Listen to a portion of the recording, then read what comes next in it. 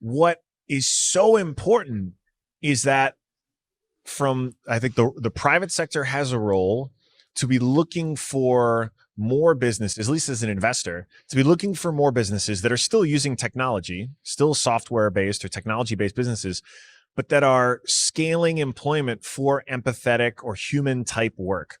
And there's a bunch of new ones that I hope will be created. We backed a company called Papa that's doing very well. It's grandkids on demand, which sounds silly, but with 10,000 boomers retiring every day, and definitely not anywhere close to 10,000 like home health workers starting jobs every day, there's a huge need for empathetic people who can spend an hour at a time with the elderly, doing everything from like helping them with their Netflix to just talking to them, right? Loneliness is actually an epidemic and has health consequences. And so health plans are more motivated than ever to bring on these Papa Pals, to take time to be with their patients, to be with their members, because it improves their health outcomes, because it actually helps bring more sort of data and feedback into the whole conversation, because they actually can say like, oh, you need to go to the doctor. Like, let me drive you to the doctor. Let me go help you pick up your medicine. Like that solves a problem that I personally don't think we're ever going to have empathetic, like truly empathetic robots.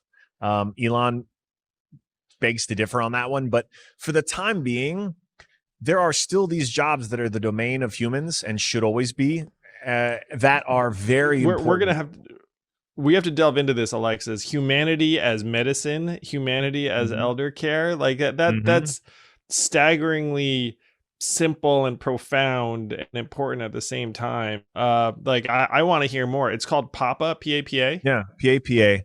And joinpapa.com is the website. But what the CEO, so what Andrew realized was this didn't exist as a type of work, because these are not medical professionals. These are not home healthcare aides who are doing, drug administration and stuff. These are just empathetic, kind people, and they go through diligent screening process.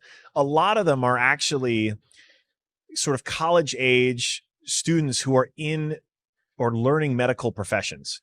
So if you are in nursing school, you want to make some good money on the side, instead of, say, working that retail job at CompUSA, you're a Papa Pal, because it's actually helping you develop the skills that are valuable for your career that only a human can do. And it's work where you come home every day feeling amazing. Like I also worked at a Pizza Hut for a number of years as a cook and a waiter. Like if I could have been a Papa Pal instead of a Pizza Hut cook, sorry, Pizza Hut, I would have taken that 10 times over. Like I didn't have to smell like pizza every day at the end of work. I could smell like lavender or whatever these folks' homes smell like, and actually feel really good about the work I did and make good money.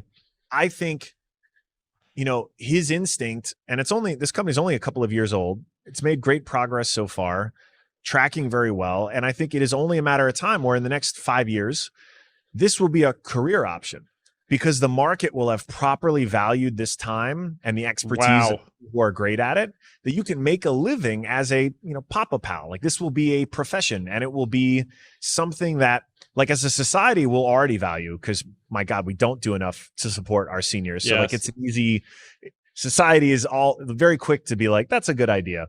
And then once the dollars follow that, where, far too often we have a lot of these jobs where everyone agrees it's a great idea and really important, but the dollars aren't there. He's going to make the dollars get there. And an entirely new class of people who, are growing up, and we could talk about higher education. Maybe they decide that higher ed, and the costs of incurring that, assuming that doesn't change, the debt that they would take on isn't worth it. And really what they want to do is just help people and help the elderly. And this is a path to actually make a great living. Awesome. Everyone knows that we have an aging population, and like you said, like 10,000 people a day. In some idyllic vision that many of these older Americans are in pleasant community, retirement facilities and homes, and they have grandkids that visit them on the regular and all this stuff. But now in COVID, even if you had grandkids who wanted to visit you, they're not going to. So then the need for companionship and help and human company and contact, agree that it has a very crucial health benefits. So even on that level, you'd be like, well, it's probably going to help maintain this person's like functionality for extra X number of years. So under the Papa model, who is paying? So you can do direct. So I, like you or I, could sign up and just do sort of the direct to consumer. It's like, hey, come visit my grandpa every week, and it's just billed, no problem.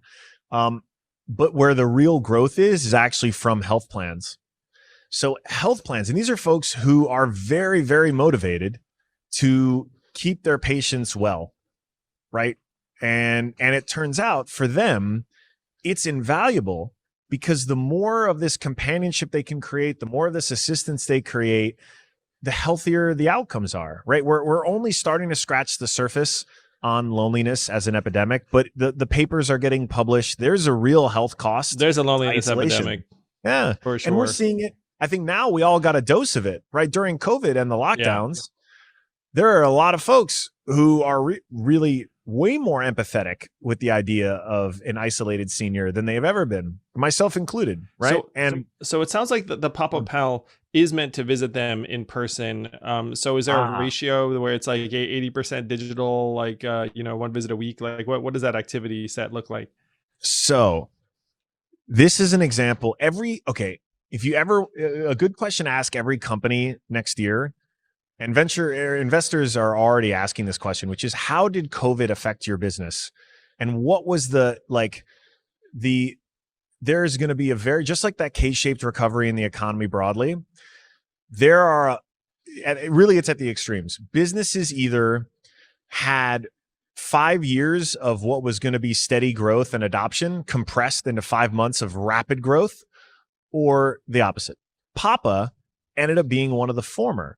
They had virtual companionship as a small part of their business starting out, and COVID only accelerated the adoption. So now they're majority virtual. So it started out a couple of years ago building the software so that, like, as a Papa Pal, I could open my phone, have my appointment scheduled, hit a button, and I'd see on the map where I'd drive to go visit their home, and that was a very physical in-person setup. But COVID accelerated the adoption of virtual companionship, and so that is the dominant one now.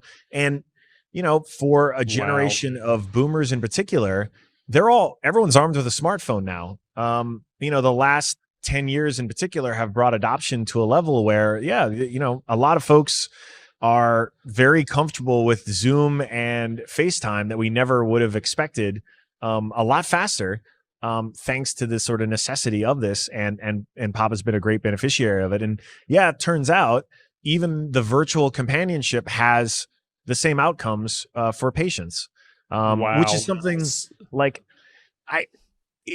this is something I can't, and this is another one where I think I take for granted having founded Reddit, but I can't unsee how real relationships are, even when they are digital, even when they are total strangers, even when you don't even know what the person looks like, because I've seen that happen for 15 years on a platform where all you know is a username and the text they write. So if that exists and it's very strong, and in some cases stronger, I mean, there are people on the internet who don't know anything about Fluffy Bunny 16 other than that's their username, and yet they have a closer relationship with them than the people they see at the office or normally would see at the office every day.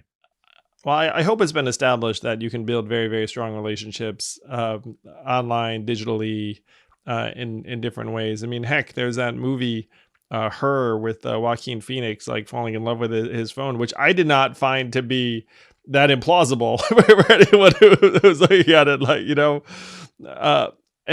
and so to use the consumer facing model as an example, let's say that I'm a very busy parent. I'll use myself, screw it, personally. So let's say I'm a very busy parent. I've got parents who are aging. I can just sign up. I can be like, hey, great news. I've got some Papa Pal for you. And then you pick them up. So you can get it as like a gift for your aging relatives. And then they would just have someone who could minister to their tech questions. And because I will say, as an adult, I get tech questions randomly from my parents. Yeah. I have a text I have to respond to from my stepmom about which MacBook she should buy. And it's tough too, because like I want to be a good kid, but I'm also like, just Google it. You don't need to ask me this. This is the Googleable that's a job question. for Papa Pal. It's time for Tech Enabled. Real talk. Papa Pal unit to get in there. Help us, Papa Pal. That, and another interesting thing that I wouldn't have expected. I gave Andrew a hard time because he had a 1-800 number on his website. Back, he was just starting out, and we were leading that round, and I was like, really, a 1-800 number? And he's like, you don't understand. Like, this is the way to do it. Yeah, you can sign up through the website, but you put the 1-800 number, trust me, because it's going to help so much with onboarding. And he's been absolutely right. So yeah, if you wanted to schedule the 1-800, the Papa Pal, you could do it online or download the app, or you could also just call a 1-800 number, because for a lot of their customers, that's the most comfortable way to do it. And it's that little thing, like my naivete / arrogance in that moment of like, really, a 1-800 number? That is why I love entrepreneurship, because the founder, the CEO, he knew he had to be humble enough to go to where his users were, or to build something that people actually wanted. And the founders who are successful are the ones who can break out of their own bias and actually empathize. And like, so in that moment as an investor, I was clearly not empathizing well, but that's one of the things that is, I think, so needed right now, because we have so many big problems to solve, so many. And the private sector can't do all of it. Let me also say, I don't think the private sector can do all of it, but there are areas where we need entire industries to be invented. We need a career like being a Papa Pal to be invented. And there's countless more, because we need alternatives for those jobs that are going to get largely automated. And I know this is not the entire solution, but it's a big part of it. And that's really the impetus behind why I do what I do now, because I need to help as many of those things get started as possible. To me, the ideal vision, Alexis, is that the government helps create incentives for the creation of these jobs and industries. You know what I mean? Because like right now you look at it and you can find an opportunity like Papa Pal where there's enough money currently heading into it where you can actually build a business around it. But there are other things where you look and say, ooh, that should exist. But there aren't the monetary incentives in place right now. And this is where a lot of the sustainability efforts go. It's like, well, we all can see that we should be investing in sustainable energy products, but sometimes the money's not there because, hey, guess what? Fossil fuel is really cheap right now and the rest of it. And so the ideal situations, the government actually helps create the incentives so that people like you can invest in the innovators and entrepreneurs who want to try and build these things. Even Papa Pal, when I think about it, why I was pressing on the business model and the revenues, where to me the social need for Papa Pals is sky high, and then the question is whether the folks that need a Papa Pal have a health plan provider that's smart enough to buy it, have relatives that are smart enough to buy it and have the resources to do so. You can imagine a world where the government was like, you know what? Like, I'm not saying Papa Pal's the way, but like, we're going to have like, some stipend for anti-loneliness measures, and you can do whatever you want with them. You can, talk to friends, family. You can like use a subscription service like this. I mean, there's a world where we can actually start throwing higher levels of resources at some of these problems. But I couldn't agree with you more that it's innovators and entrepreneurs that hopefully will give rise to the jobs we need. Thank you for listening in. I hope you enjoyed this conversation. If you did, please do subscribe to Yang Speaks and click on notifications so we can let you know every time we have a new episode.